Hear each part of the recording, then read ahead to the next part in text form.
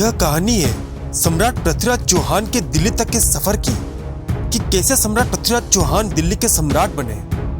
दोस्तों, यह तो हम सभी जानते हैं कि सम्राट पृथ्वीराज चौहान को भारत का अंतिम हिंदू सम्राट कहा जाता है और उन्होंने अजमेर और दिल्ली पर शासन किया।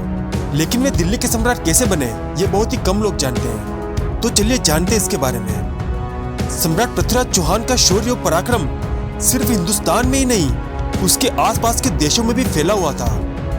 कहा जाता है कि सम्राट पृथ्वीराज चौहान 12वीं सदी के सबसे पराक्रमी सम्राट थे। उनका जन्म सन 1166 में अजमेर के राजा सोमेश्वर चौहान और माता कर्पूरा देवी के घर गुजरात में हुआ था। गुजरात में जन्मे सम्राट पृथ्वीराज चौहान की बचपन से ही प्रतिभा दिखाई देती थी। अपने बचपन में ही कुशल योद्धा रहे सम्राट पृथ्वीराज चौहान ने युद्ध के कई गुण सीख लिए थे। बाल्यकाल में उनके अंदर योद्धा बनने के सभी गुण आ गए थे। अस्त्र शस्त्र की कला, तलवारबाजी, यहाँ तक कि धनुर्विद्या में वो पारंगत थे। उन्हें शब्द विधि बाण चलाने में महारत हासिल थी। यह वही विद्या है जो प्रभु श्री राम के पिताजी महाराज दशरथ जानते थे। अपने पिता की मृत्यु के पश्चात मात्र 11 वर्ष की उम्र में उन्होंने अजमेर की गद्दी संभाल ली और अजमेर में शासन किया। उन्होंने मात्र 13 साल की उम्र में ही गुजरात के शक्तिशाली राजा भीमदेव को युद्ध में हराकर अपना झंडा गाड़ दिया था।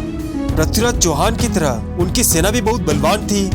उनकी सेना में लगभग 300 हाथी और 3 लाख सैनिक शामिल थे। इनमें बड़ी संख्या में घुड़सवार भी शामिल थे। भारतीय इतिहास के सबसे प्रसिद्ध हिंदू राजपूत राजाओं में से एक पृथ्वीराज चौहान का राज्य राजस्थान और हरियाणा तक फैला हुआ था।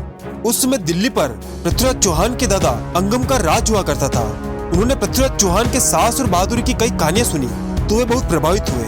इसके बाद उन्होंने पृथ्वीराज चौहान को दिल्ली के सिंहासन का उत्तराधिकारी बनाने का ऐलान कर दिया और वे दिल्ली के सम्राट बन गए। और दिल्ली के राज सिंहासन की गद्दी संभालने के बाद पृथ्वीराज चौहान ने किला राय पिथौरा बनवाया। दोस्तों, आशा करता हूँ कि आपको ये वीडियो पसंद आई होगी। अगर वीडियो आपको अच्छी लगी हो तो वीडियो को लाइक करें और चैनल को सब्सक्राइब करें।